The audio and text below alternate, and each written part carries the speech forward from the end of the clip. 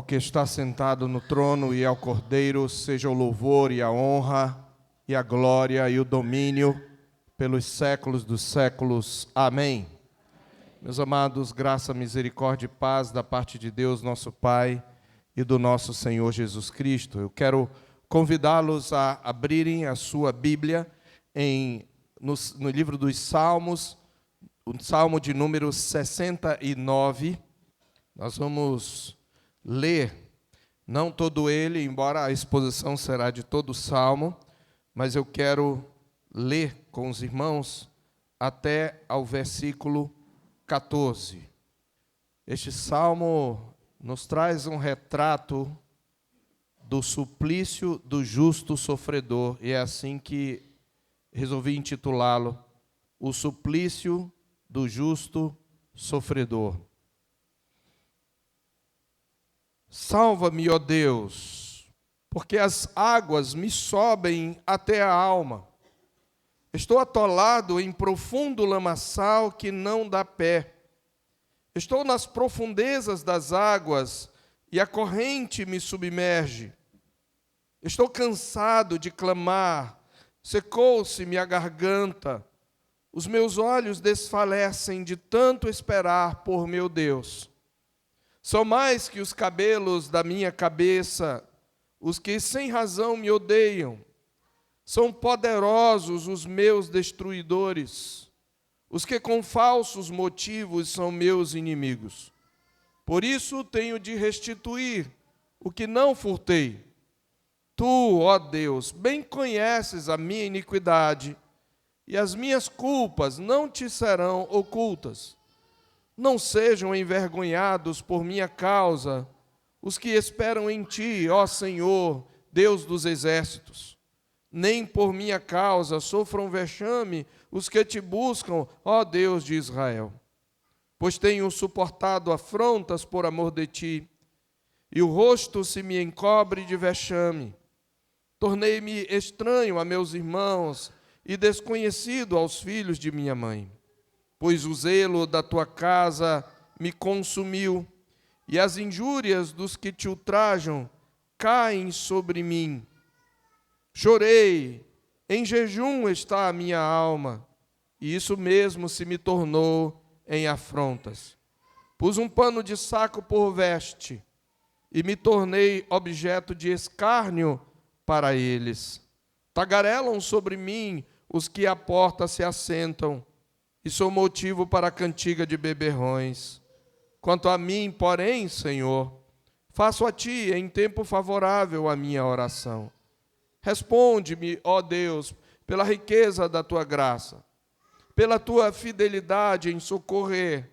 Livra-me do tremedal, para que não me afunde. Seja eu salvo dos que me odeiam e das profundezas das águas. Não me arraste a corrente das águas, nem me trague a voragem, nem se feche sobre mim a boca do poço. Até o 16. Responde-me, Senhor, pois compassiva é a tua graça. Volta-te para mim, segundo a riqueza das tuas misericórdias. Amém.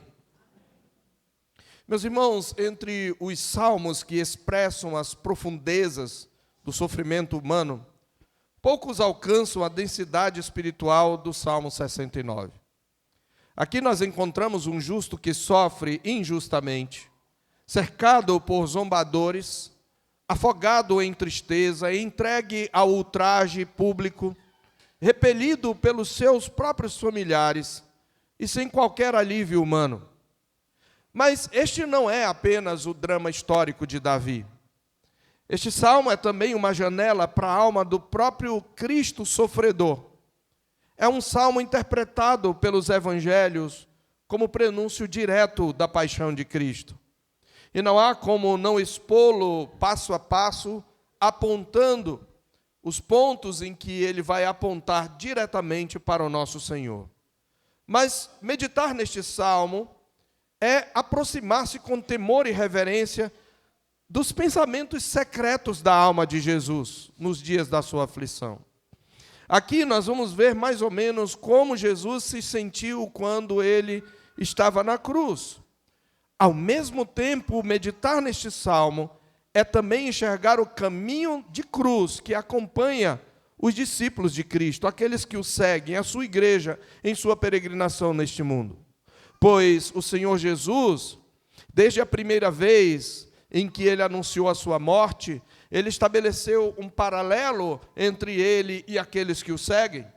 Você deve lembrar que a primeira vez que o Senhor Jesus anuncia sua morte aos seus discípulos ocorre em Mateus capítulo 16, quando ele, depois daquela confissão de Pedro, tu és o Cristo, o Filho do Deus vivo, ele diz, olha, o Filho do Homem será entregue nas mãos dos homens, ele será maltratado, ele será morto, e ao terceiro dia ressuscitará. Logo em seguida, no parágrafo adiante, ele vai dizer aos discípulos, se alguém quer vir após mim, a si mesmo se negue, tome sua cruz e siga-me. Ou seja, o caminho do discipulado é também um caminho de cruz. Embora só a cruz de Cristo seja redentora, há uma cruz que o crente deve carregar, e significar estar disposto a morrer para si mesmo. Então, este salmo descreve esses sentimentos de Cristo, mas ele também, por extensão, pela nossa união mística com Cristo, pelo caminho do discipulado, vai também nos fazer enxergar o caminho que nos acompanha em nossa peregrinação neste mundo. Neste salmo de lamento individual, o fiel cujo sofrimento o tornou objeto de ridículo e desprezo, ora a Deus por ajuda. Este é o grande mal que assola a sua alma. Ele é objeto de desprezo, de zombaria e de ultraje público. Não há nenhum de nós aqui que esteja em sã consciência, que diga que receber críticas de pessoas, de multidões, não vai mexer com você e não vai te fazer desmoronar. Não é à toa que o cancelamento é uma das principais armas que usamos para acabar com a própria imagem que a pessoa tem de si mesma. Então, Davi, ele está sendo acusado falsamente pelos seus inimigos. Ele está sofrendo infortúnios, possivelmente por uma disciplina vinda de Deus, mas os seus inimigos olham para esses males que ele sofre e zombam dele e se aproveitam para acusá-lo falsamente.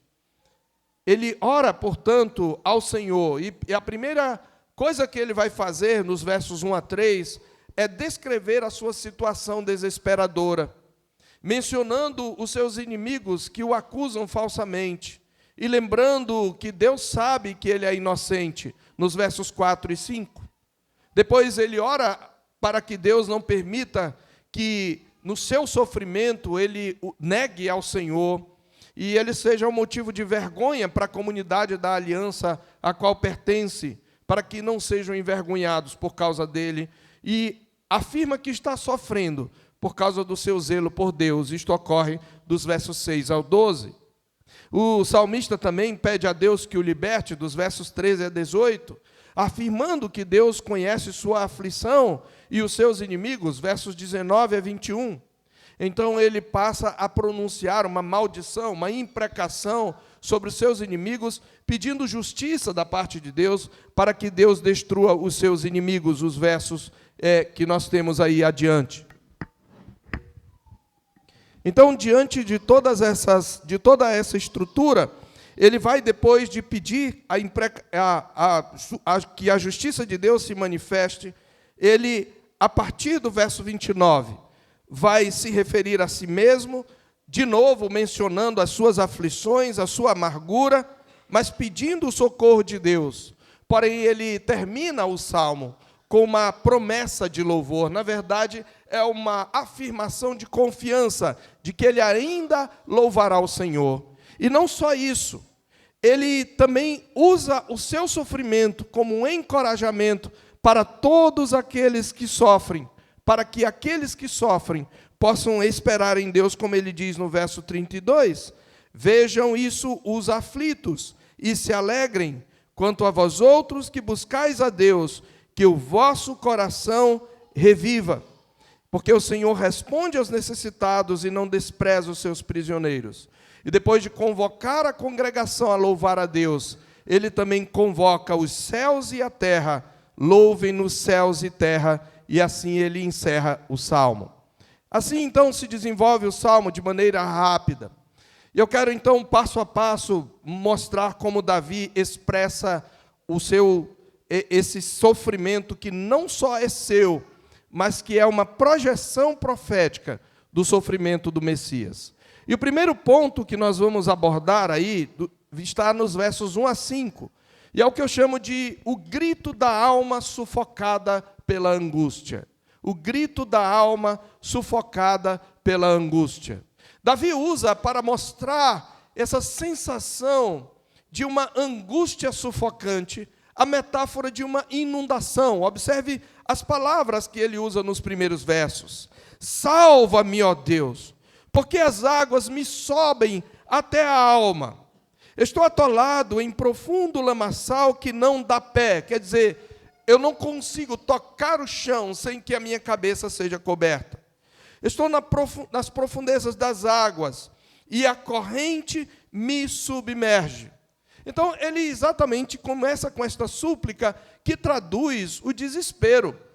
Eu acredito que não existe, talvez poucas situações existam mais desesperadora do que quando alguém está se afogando. E Davi está exatamente mostrando, expressando esta experiência. Ele é como alguém prestes a morrer afogado. Ele se descreve num lodaçal de calamidades, num turbilhão de águas que se ergue sobre ele, prestes a engoli-lo. E na Palestina, meus irmãos, inundações repentinas eram muito comuns. E são imagens comumente usadas.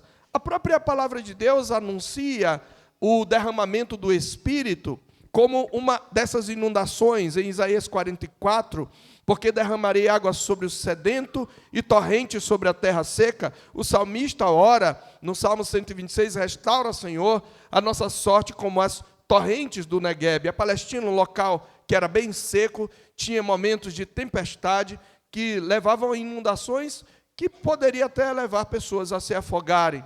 E essa imagem capta bem a sensação de Davi. Ele está sendo tragado pela dor. Você já se sentiu assim? Tragado pela angústia, afogado pelo medo, tragado pela tristeza. A figura é intensamente emocional. Ele está descrevendo como alguém que se debate, que luta para manter a cabeça fora d'água, que sente o pânico de quem sabe que não consegue por si mesmo chegar à superfície. Esse é o pânico que é expresso nesse grito da alma sufocada pela angústia. Ele não apenas se sente sufocado, mas ele também está exausto física e espiritualmente. Observe o verso 3. Estou cansado de clamar, secou-se-me a garganta, os meus olhos desfalecem de tanto esperar por meu Deus. O sofrimento se traduz em sentimentos físicos. A garganta seca, possivelmente, aqui pelo termo usado, a garganta está inflamada de tanto ele gritar por socorro. A boca seca-se pelo esgotamento. Os olhos desfalecidos, como aqueles olhos que passam noites insones, de tanto esperar por Deus. Então ele está sofrendo não apenas a violência dos inimigos, mas ele está sofrendo muito mais ainda pelo silêncio prolongado de Deus. Ele tem uma sensação de que Deus o abandonou. Não há alívio. Quanto mais ele clama, mais parece que ele está se afundando num lodaçal de angústia. Você já se sentiu assim? É horrível essa sensação. Eu já tive essa experiência de orar fervorosamente, enquanto pavores de toda sorte enchiam a minha alma, trêmulo, com a sensação de morte, clamando por misericórdia e não conseguindo concatenar as ideias. E a impressão que me dava era que quanto mais eu clamava, mais eu afundava. Esse é o retrato que Davi está aqui mostrando. Porque não é apenas a violência, o ultraje, a vergonha dos homens, a zombaria dos seus inimigos. É também esse silêncio de Deus. parece que Deus não está se importando. Essa é a sensação de Davi. Mas ele também sofre porque o ódio que as pessoas lhe mostram é um ódio sem causa. E é um ódio tão grande, e são tantas acusações, que ele entra numa tensão entre uma sensação de inocência, mas também uma consciência de culpa. Veja os versos 4 em diante. São mais que os cabelos de minha cabeça, os que, observe, sem razão me odeiam. É interessante que este texto ele é utilizado por João no capítulo 15 do seu Evangelho, no versículo 25. O próprio Senhor Jesus cita esta escritura como se cumprindo nele, porque algumas pessoas, o mundo o odeia. Ele está falando sobre o fato de que o mundo odiará os seus discípulos. E ele diz para eles não se espantarem, porque se o mundo odeia o Senhor, quanto mais os seus servos. E é isso que ele vai dizer. Observe que no verso 23 de João 15 ele diz: quem me odeia, odeia também a meu Pai. Se eu não tivesse feito entre eles tais obras, quais nenhum outro fez, pecado não teriam. Mas agora, não somente têm eles visto, mas também odiado tanto a mim como a meu Pai. Isto, porém, é para que se cumpra a palavra escrita na sua lei: odiaram-me sem motivo. Embora ele mencione lei, é um termo geral para descrever todo o ensino de Deus no Velho Testamento. Jesus, então, está aqui mostrando, olha, o que o mundo está fazendo comigo é um cumprimento daquilo que a Escritura diz: odiaram-me sem motivo. O mundo odeia a Cristo, o mundo odeia a Deus, e esse ódio ele vai, obviamente, projetar naqueles que servem a Deus. É isto que o salmista está mostrando. Ele é acusado injustamente, ele sofre por um ódio sem motivo, ele nada fez para provocar tais ataques, ele nem cometeu os furtos de que o acusam. Observe que ele diz assim: são poderosos os meus destruidores, os que com falsos motivos são meus inimigos, por isso tenho de restituir o que não furtei. Ou seja, ele tem que pagar por aquilo que ele não fez. Contudo, meus irmãos, ao afirmar sua inocência, aqui o próprio Davi reconhece o olhar penetrante de Deus, pois no verso 5, embora ele seja inocente daquilo de que o acusam, ele demonstra que ele reconhece que há pecados dentro dele, que o Senhor Deus conhece, porque ele diz: tu, ó Deus, bem conheces a minha estultice, e as minhas culpas não te serão ocultas, ou não te são ocultas. Ele não reclama perfeição absoluta, portanto, mas integridade no que concerne às acusações. E aqui uma lição importante para nós. Muitas vezes, Deus usa injustiças que são feitas a nós por coisas que não cometemos. As pessoas muitas vezes podem nos atacar por pecados que não cometemos, mas Deus usa essas injustiças para tratar de pecados que só Ele conhece e que nós cometemos. Nós precisamos sempre atentar isto quando nós sofremos injustamente. Nós não devemos olhar apenas para a inocência que nós temos do que diz respeito ao de que nos acusam, mas nós precisamos procurar na nossa consciência o que Deus está querendo mostrar dos pecados, que talvez aqueles que nos acusam não veem, mas Deus vê. Então, esse ódio sem causa leva Davi a reconhecer que ele agiu estultamente em algum momento. Então, este é o primeiro ponto que nós queremos colocar. Esse é o grito da alma sufocada, sentindo-se inundada por uma angústia, sentindo-se exausta física e espiritualmente, e sentindo a força de um ódio sem causa que o leva a uma sensação, a uma tensão entre inocência e consciência culpada.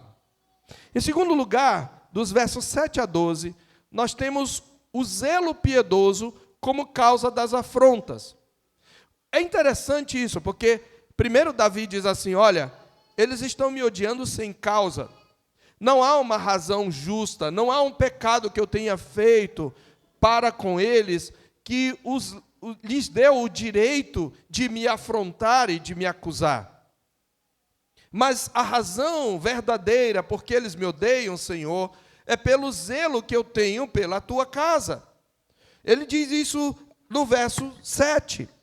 Depois de suplicar a Deus que ele se mantenha fiel, para que os que esperam no Senhor não sejam envergonhados, ele diz: não sejam envergonhados por minha causa, os que esperam em ti, ó Senhor, Deus dos exércitos, nem por minha causa sofram vexames, que te buscam, ó Deus de Israel. Você observa que no verso 5, ele havia mencionado suas estultices, suas culpas. Então ele imagina que, com as acusações injustas, com o aparente silêncio de Deus, ele pode ser tentado a abandonar a fé, a cometer pecados. Mas ele não quer isso, e por isso ele ora para que Deus o mantenha fiel. Porque, verso 7, pois tenho suportado afrontas por amor de ti. É por causa da minha fidelidade que eu estou sendo atacado. E o rosto se me cobre de vexame. Esse é o ponto. Eu estou sendo fiel ao Senhor, mas eu estou sendo envergonhado, eu estou sendo vilipendiado, eu estou sendo ridicularizado. E ele diz: até mesmo os meus familiares não me reconhecem, me rejeitam. Tornei-me estranho aos meus irmãos e desconhecido aos filhos da minha mãe. Então o ponto aqui, irmãos, é decisivo. Não é por pecado pessoal que ele sofre, mas pelo seu zelo piedoso. Ele se tornou estranho aos seus irmãos, ele foi rejeitado pelos da sua casa, não por falhas morais, mas por amor ao nome do Senhor. É interessante ver como este texto nos lembra o Senhor Jesus, porque nós lembramos que lá em Marcos está escrito, se você abrir no Evangelho, que os seus familiares achavam que Jesus estava doido, que ele era maluco. A princípio, nem a sua mãe, nem os seus irmãos criam nele. Se você olhar no capítulo 3 de Marcos, verso 20, então ele foi para casa. Não obstante, a multidão afluiu de novo, de tal modo que nem podiam comer. E quando os parentes de Jesus ouviram isto, saíram para o prender, porque diziam: está fora de si, ele está doido, ele nem come, ele está fanático. Essa era a visão dos seus próprios familiares. E em João capítulo 7 também, os seus irmãos, filhos de sua mãe, depois que ele nasceu, José e Maria tiveram outros filhos. Eles também o desafiam. Você vai ver no capítulo 7, no verso 10, mas depois que seus irmãos, antes disso, no versículo 3, dirigiram-se, pois, a ele os seus irmãos e lhe disseram: deixa este lugar e vai para a Judéia, para que também os teus discípulos vejam as obras que fazes. Porque ninguém há que procure ser conhecido em público e, contudo, realize os seus feitos em oculto. Se fazes estas coisas, manifesta-te ao mundo. Aí explica João: pois nem mesmo os seus irmãos criam nele. Então, Davi está aqui, obviamente, retratando sua própria experiência, mas a sua experiência é também uma projeção, porque Davi é um mediador pactual, ele é uma figura messiânica. E não só isso, você vai ver na primeira metade do verso 9, que é citada em João 2,17, pois o zelo da tua casa me consumiu. E a segunda parte desse texto também é citada, as injúrias, em Romanos 15,3, referindo-se a Cristo, as injúrias dos que te ultrajam caem sobre mim. Isso está, se você abrir aí em João capítulo 2, você verá, quando Jesus pela primeira vez purifica o templo, está escrito que os homens ficaram com raiva dele, porque ele tem um zelo pela casa de Deus, um zelo piedoso. Em João 2, 13 em diante, estando próxima a Páscoa dos judeus, subiu Jesus a Jerusalém e encontrou no templo os que vendiam bois, ovelhas e pombas, e também os cambistas assentados. Tendo feito um azorrague de cordas, expulsou todos do templo, bem como as ovelhas e os bois, derramou pelo chão o dinheiro dos cambistas, virou as mesas, e disse aos que vendiam as pombas: tirai daqui estas coisas, não façais da casa de meu pai casa de negócio. Lembraram-se os seus discípulos do que está escrito, e citou Salmo 68, ou 69, o zelo da tua casa me consumirá. E a segunda parte do verso 9, as injúrias dos que te ultrajam caíram sobre mim, é citada em Romanos capítulo 15, mostrando que o Senhor levou as injúrias do seu povo sobre si. Romanos capítulo 15, verso 3, porque também Cristo não se agradou a si mesmo, antes, como está escrito, as injúrias dos que te ultrajavam caíram sobre mim. Então, assim como Davi, meus irmãos, Jesus foi desprezado pela sua própria família e foi odiado pelo zelo piedoso e alvo de zombaria por aqueles que deveriam adorá-lo. E nós não devemos estranhar quando demonstrarmos zelo piedoso e por isso formos zombados, ou ultrajados, ou perseguidos. Porque o mundo odeia Cristo e ele odeia aqueles que seguem Cristo.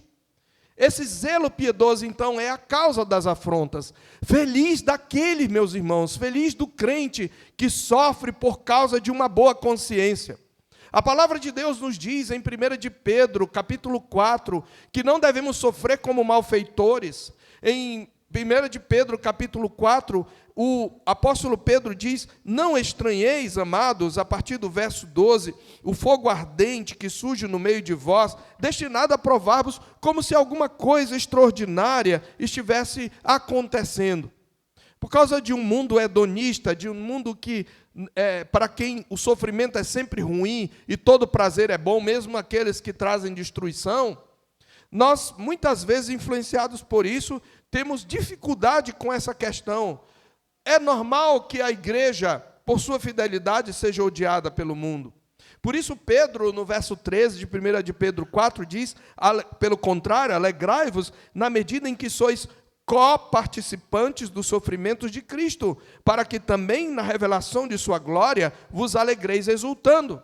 A Escritura traz o ensino, meus irmãos, de que quanto mais nós sofremos por causa de Cristo, mais nós partilharemos a glória que está por ser revelada nele e em nós. Por isso, o apóstolo Pedro continua dizendo: se pelo nome de Cristo sois injuriados, bem-aventurados sois, porque sobre vós repousa o Espírito da glória e de Deus. Mas veja a advertência no verso 15: não sofra, porém, nenhum de vós como assassino, ou ladrão, ou malfeitor, ou como quem se intromete em negócios de outrem. Mas se sofrer como cristão, não se envergonhe disso. Antes, glorifique a Deus com esse nome. Então, o sofrimento por causa de Deus, ele é uma bem-aventurança. O sofrimento por causa de Cristo é uma bênção para o crente, porque o identifica, o torna um com o seu Senhor. E é isto que Davi está sofrendo. Mas é claro que na hora do sofrimento, a gente não tem alegria. E é por isso que Davi, ele vai mostrar esse sofrimento por causa de Deus. E mais do que isso, por alguma razão, Davi vive um luto. E ele sofre escárnio no tempo de luto. Que coisa triste. Eu me lembro recentemente da morte de Charlie Kirk, né? Acho que é esse o nome dele, se eu não estou enganado. Um cristão, um genuíno cristão, que tinha bom testemunho e que usava o debate em universidades, em locais, instituições acadêmicas, para apresentar o evangelho aos seus opositores. Charlie Kirk era um homem pacífico e sempre defendia o diálogo. Ele foi brutalmente assassinado diante de tantas pessoas, diante de multidões, por algum fanático que tem sim um pensamento religioso, um pensamento religioso pagão. E quantas pessoas zombaram da morte de Charles Kirk? Várias pessoas, inclusive famosas, celebraram a sua morte, fizeram chacota da sua morte. Meus irmãos, não deveríamos estranhar. Ou seja, essas pessoas, elas escarneceram de Charlie, da sua igreja, da sua família, no tempo de luto. Foi isto que Davi vivenciou aqui. Observe, no verso 10 ele diz: chorei, em jejum está a minha alma, e isso mesmo se me tornou em afrontas. Pus um pano de saco por veste, e me tornei objeto de escárnio para eles. Essa ideia de chorar, de jejuar, de colocar pano de saco, ela mostra a figura de alguém que está lamentando a morte de um ente querido. Alguma coisa aconteceu em que Davi, de alguma maneira, perdeu alguém. Não sei se foi no momento em que ele perdeu o seu filho Absalão, ou o seu filho Aminon, que Absalão matou. Não sei em que momento é, mas ele está passando por luto, e ao invés de se condoerem dele, essas pessoas estão celebrando, estão aproveitando esse momento para escarnecer dele. Inclusive à porta da cidade, onde o povo se reunia para resolver questões, negócios, litígios jurídicos. A sua dor vira um assunto de fofoca, de conversa. Ele diz que até os bêbados cantam canções de zombaria. Eu sou motivo para cantigas de beberrões. Aquele que ansiava pelo culto no templo tem sua devoção transformada em motivo de riso. E como Cristo, o mundo prefere rir, irmãos. Assim como com Cristo, o mundo sempre vai preferir rir da piedade do justo, a permitir-se confrontar pela sua devoção. Não foi isso que aconteceu, meus irmãos, na cruz do nosso Senhor Jesus Cristo, de maneira muito mais violenta. Você lembra que quando ele está ali na cruz, por exemplo, conforme Mateus 27, está escrito que os que iam passando, no verso 39, blasfemavam dele, meneando a cabeça, como que dizendo: tu que destróis o santuário, e em 3 dias o reedificas, salva-te a ti mesmo, se és filho de Deus, e desce da cruz. Os principais sacerdotes, os escribas, os anciãos, todos escarnecendo, salvou os outros, e a si mesmo não pode salvar. É rei de Israel, desça da cruz, e creremos nele. Confiou em Deus, pois venha livrá-lo, se de fato lhe quer bem, porque disse: sou filho de Deus. E até os ladrões que haviam sido crucificados zombam deles, e Lucas vai nos dizer que um deles, do meio para o fim, se arrepende e repreende o outro. Então, Davi está vivendo essa afronta, esse escárnio por causa da sua piedade, e nisso ele imita antecipadamente aquele a quem ele vai chamar de Senhor, no Salmo 110, quando profetiza: disse o Senhor ao meu Senhor, assenta-te à direita, até que eu ponha todos os inimigos por estrado dos seus pés. Em terceiro lugar, dos versos 13 a 21, nós temos o clamor desesperado da alma arrastada pelos inimigos. É interessante que Davi volta à figura das águas, versos 13 a 21, o clamor desesperado da alma arrastada pelos inimigos. Depois de descrever a razão das afrontas que ele recebe, que é o seu zelo, ele diz: quanto a mim, porém, Senhor, faço a ti em tempo favorável a minha oração. Responde-me, ó Deus, pela riqueza da tua graça, pela tua fidelidade em socorrer. Davi volta à petição inicial, mas agora há uma diferença. E isto nos ensina algo, irmão, sobre a perseverança em oração. Quando nossa alma está em desespero e angústia, e quando nós perseveramos em oração, nós vamos perceber que ao longo da espera, a nossa visão da tribulação e a nossa visão de Deus vai se aprofundando, vai se clareando. Porque aqui Davi acrescenta agora a misericórdia pactual de Deus, o amor pactual de Deus. Observe que a imagem das águas continuam. Ele está como que à beira de um poço. Ele diz isso aqui, no verso 14: livra-me do tremedal, para que não me afunde. Seja eu salvo dos que me odeiam e das profundezas das águas. Como que sendo arrastado por uma torrente, ele diz: não me arraste a corrente das águas, nem me traga a voragem, como se fossem ondas, nem se feche sobre mim a boca do poço. Ele está sentindo que ele vai descer à sepultura. O perigo não é apenas físico, mas existencial. Mas observe como o seu apelo progride. Ele muda, porque ele apela ao amor pactual de Deus. Ele diz: responde-me, livra-me, resgata-me, aproxima-te, redime-me. Essa sucessão de verbos intensifica o clamor do coração, que sabe que somente Deus pode trazê-lo de volta à superfície. Mas qual é a base da súplica? Não é a sua inocência em relação às acusações.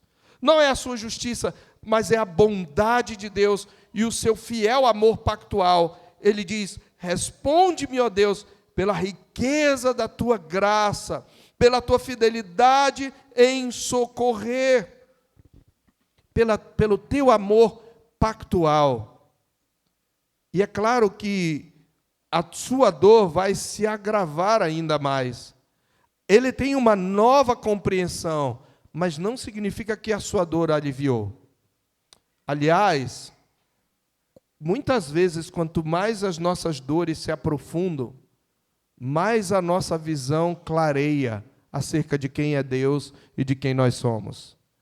Ele agora apela para o amor pactual de Deus. Essas palavras como graça, fidelidade, apontam para um Deus que é fiel e não vai abandonar aqueles com quem ele fez aliança.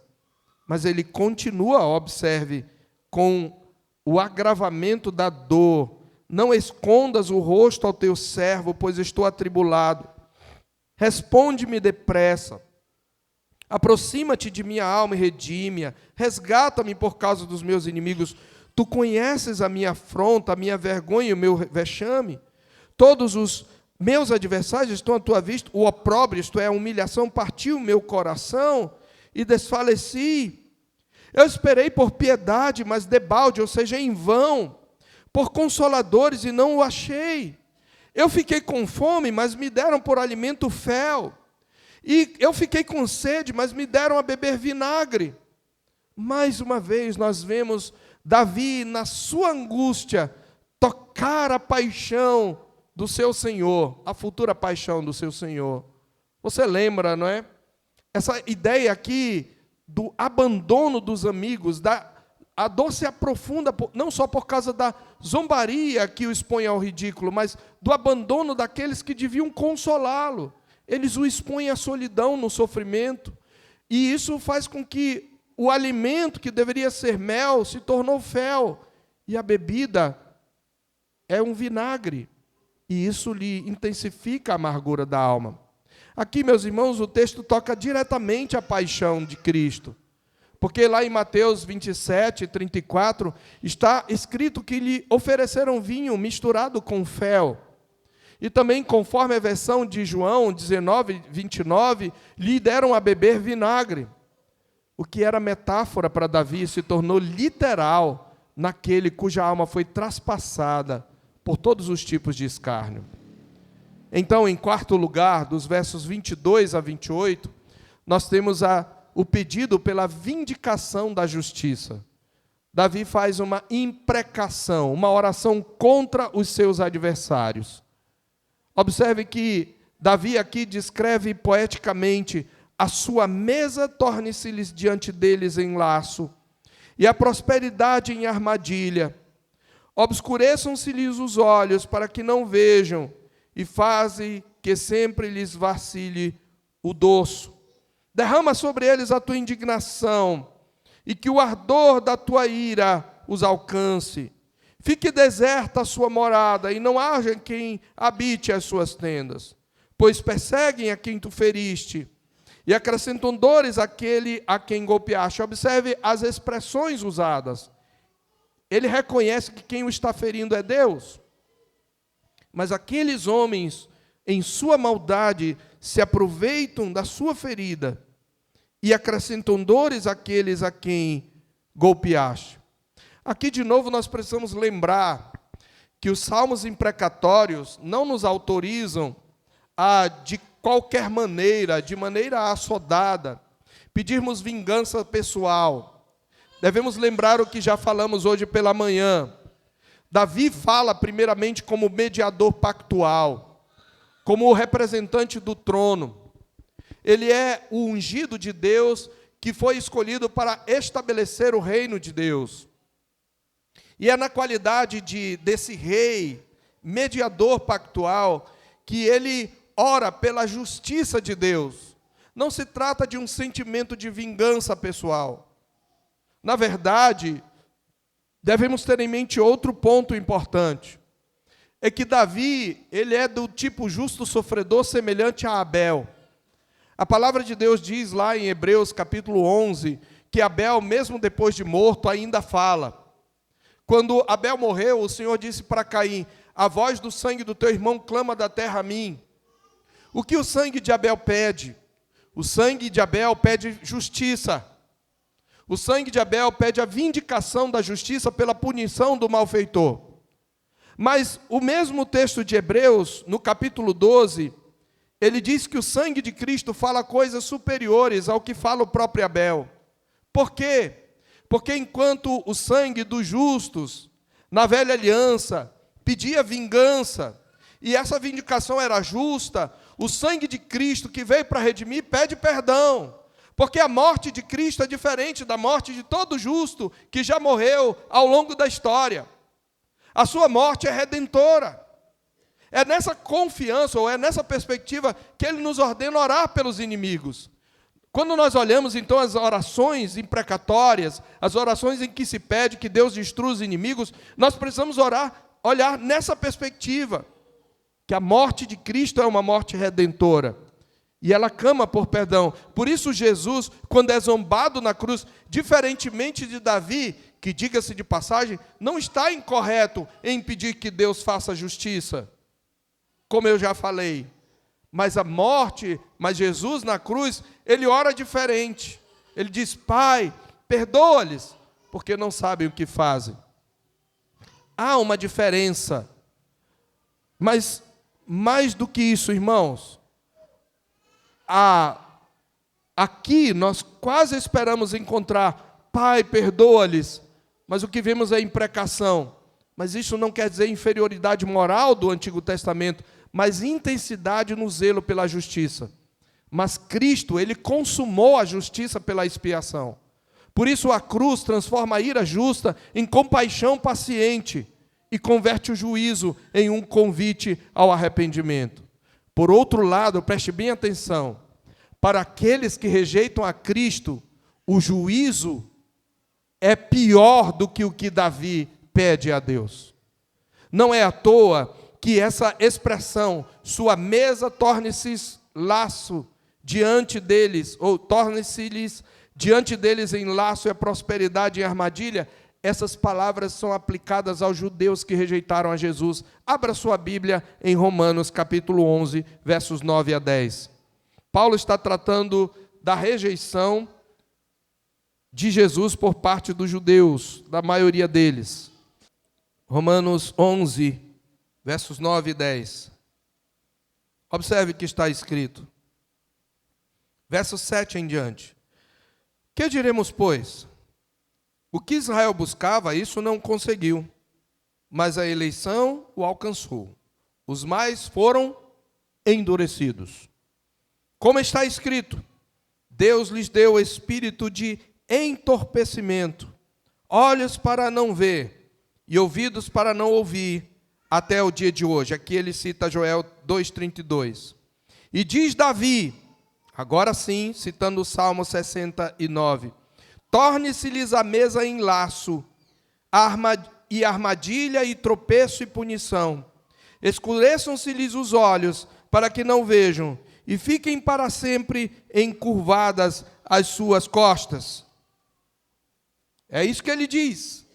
E ele está citando o Salmo 69. Então, por um lado, o sangue de Cristo clama por redenção, mas aquele que rejeita Cristo como Senhor e Salvador, a ele está reservada a justiça punitiva de Deus, que é contida na imprecação de Davi. É assim que se aplica. Ele continua dizendo, no verso 25, fique deserta a sua morada, e não haja quem nela habite. Se você observar, você verá que em Atos capítulo 1, verso 20, o apóstolo Pedro aplica isso a Judas. Que quando Judas morre, quando ele vai se enforcar, e ele ou a corda se rompe, ou pela podridão o seu corpo cai e se esfacela nas pedras, e ele fica... Ele deixa de ser do grupo dos discípulos. Pedro diz, com ele se cumpre o que está escrito, fique deserta a sua morada, tome outro o seu encargo. Então observe que, por um lado, a cruz de Cristo, ela clama pelo perdão, ela traz a justificação, mas aquele que rejeita a cruz de Cristo, sobre ele virão as imprecações dos salmos. É assim que devemos aplicar. Todos aqueles que rejeitarem a Cristo, eles sofrerão o juízo. E é isso que nós devemos fazer quando nós oramos ao Senhor. Então, você tem esta diferença, e inclusive ele faz um pedido de retribuição. Os inimigos intensificam a dor do justo sofredor e se alegram no seu sofrimento, e o salmista, por isso, pede que recebam o que merecem. Veja, Davi está falando aqui profeticamente. Ele pede até a exclusão do livro da vida, e que está escrito lá em Êxodo 32 e também em Apocalipse. Ele diz, soma-lhes, no verso 28, sejam riscados do livro dos vivos e não tenham registro com os justos. Paulo aplica os versos 22 a 23 a Israel incrédulo. Em quinto lugar, nós temos, então, a firme resolução de esperar em Deus e de louvá-lo. Por mais aflito que o justo esteja, ele ainda é um adorador. Irmãos, nós precisamos entender algo muito importante aqui. Certa vez, falando às senhoras sobre depressão, eu lembrei a elas um fato. Mesmo que você esteja mergulhada na mais profunda depressão, você ainda é uma serva de Deus. E a sua fé vai ser expressada aí. Mesmo que você esteja entregue à ansiedade, você ainda é um servo de Deus. Agora eu quero parafrasear minhas próprias palavras.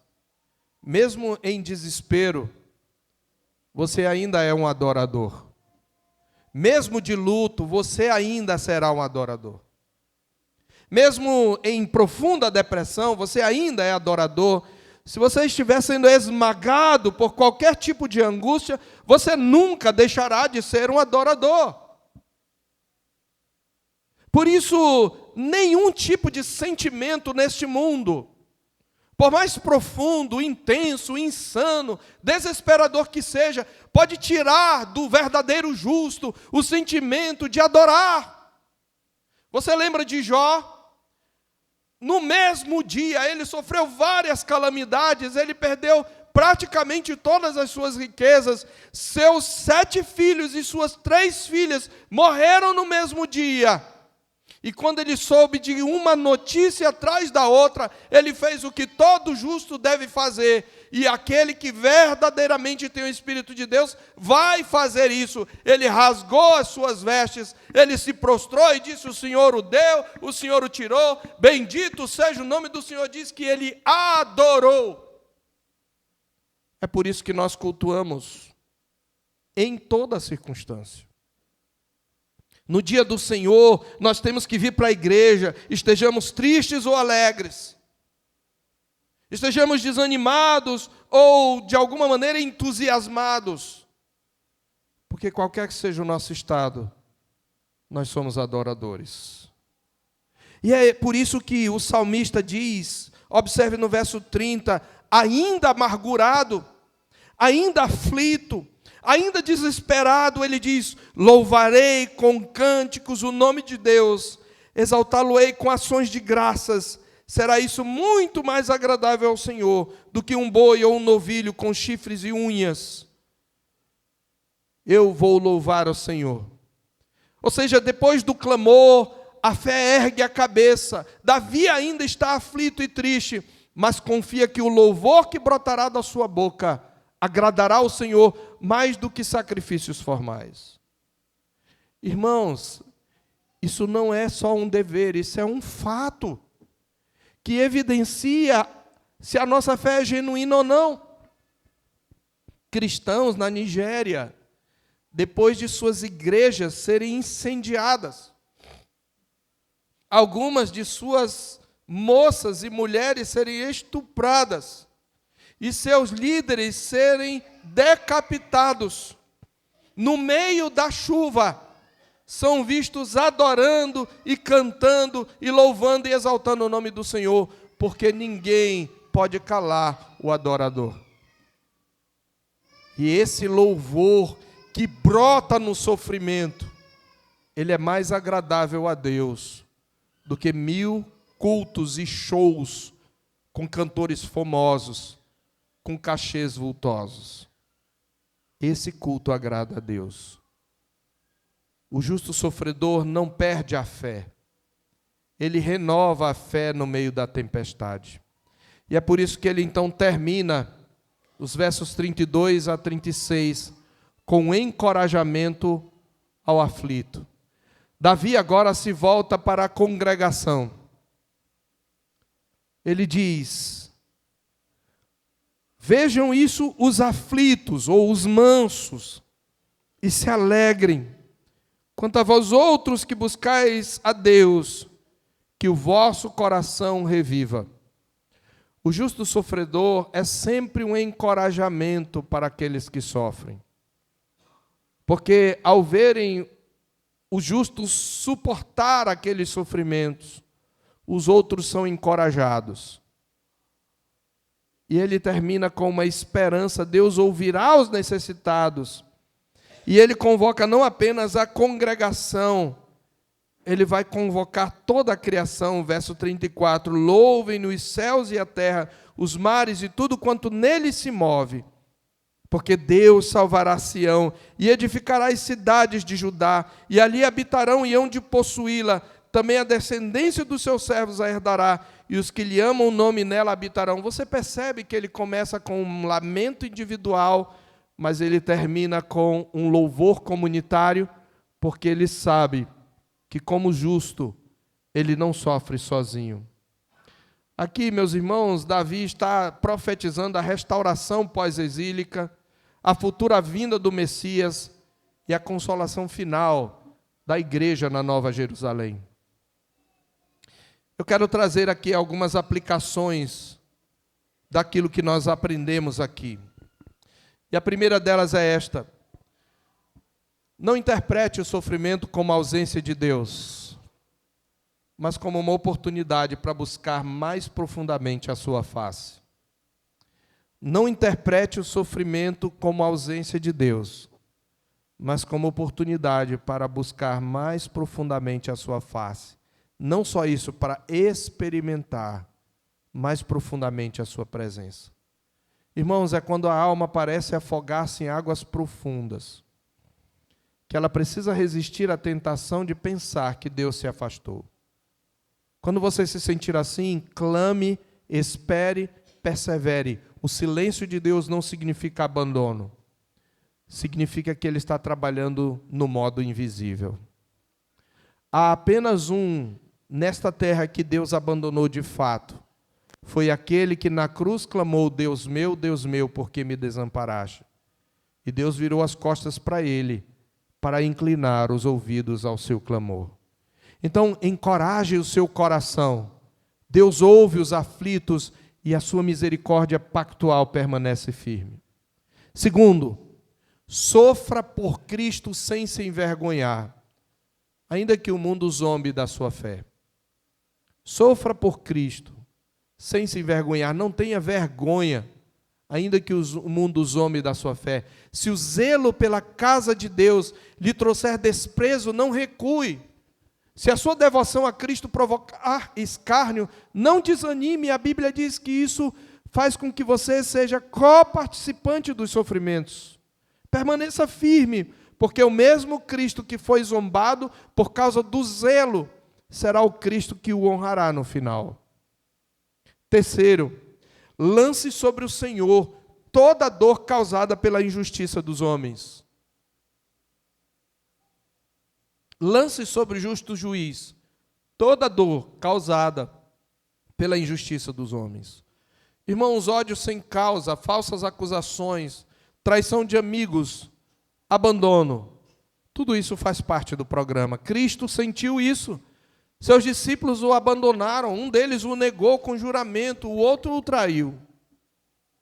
Derrame sua alma diante do Senhor, com palavras multiplicadas se for preciso. O Senhor responde, Senhor livra, Senhor resgata, Senhor aproxima-te, Senhor redime. O justo sofredor, que hoje intercede como sumo sacerdote, compreende cada lágrima, porque a Bíblia diz que ele sofreu. Em todas as coisas ele foi tentado, à nossa semelhança, porém sem pecado. Em quarto lugar, confie que Deus fará justiça e deixe nas mãos dele a retribuição.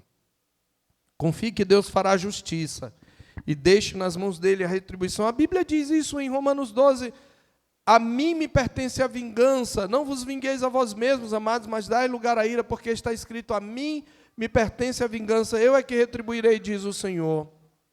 A imprecação de Davi nos lembra que Deus não ignora o mal, mas a cruz, por outro lado, nos lembra que a justiça plena foi cumprida em Cristo. Por isso, não se vingue, não alimente ódio, não se torne o verdugo do seu irmão. Descanse na justiça de Deus, que pune os endurecidos e restaura os arrependidos.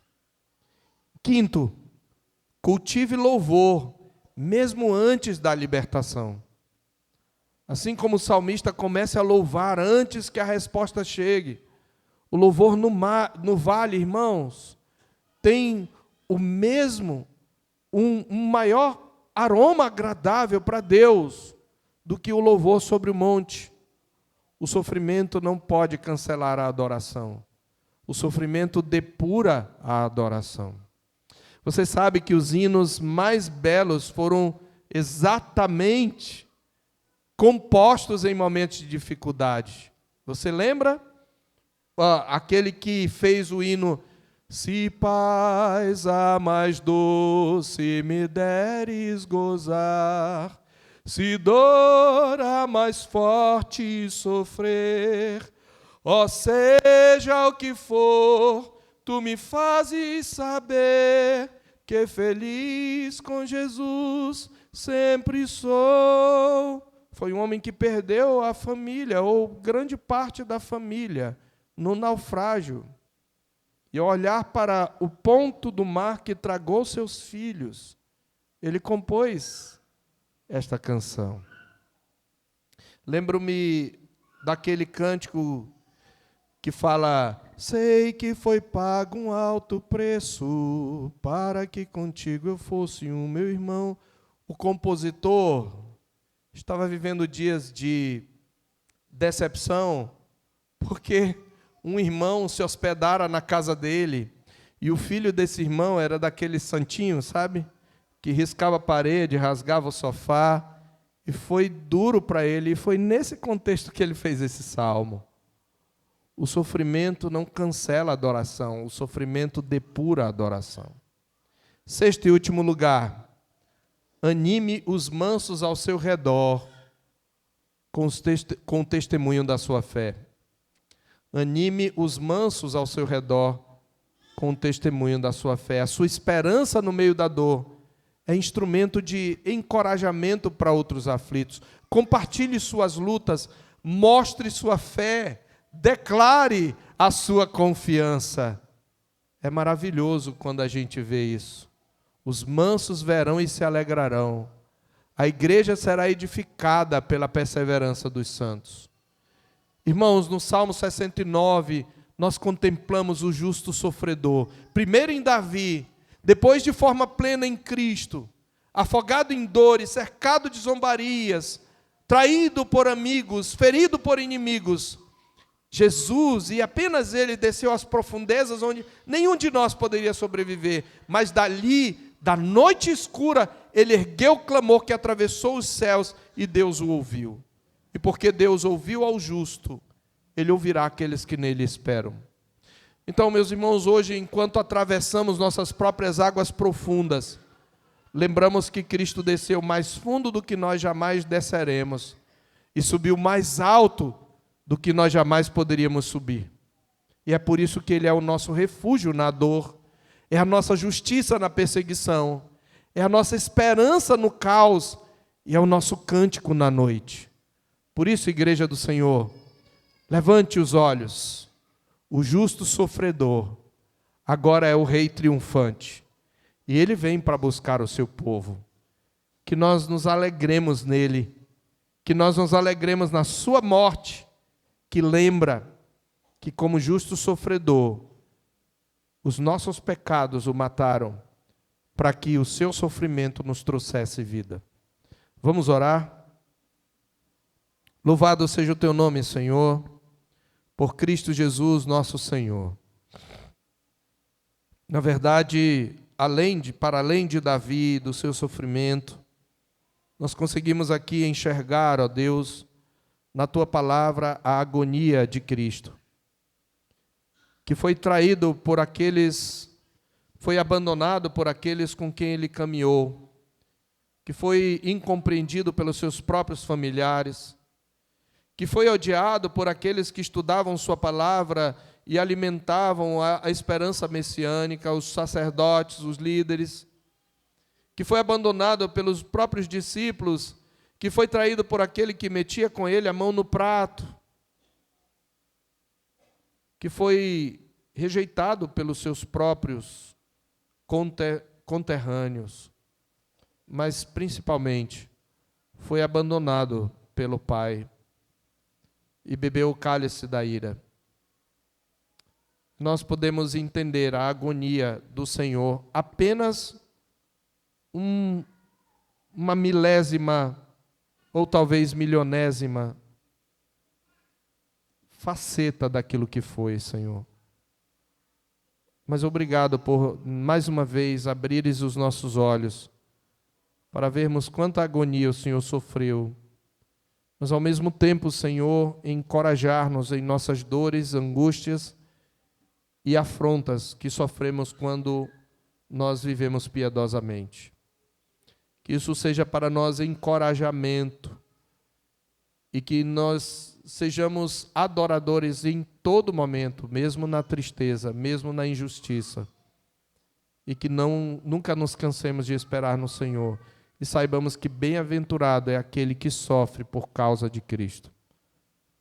Ajuda-nos, Senhor, a lidar com os nossos sofrimentos e a orar corretamente em nossas angústias e sermos bênção para aqueles que nos observam e testemunham a nossa vida. É em nome de Jesus que nós oramos agradecidos. Amém.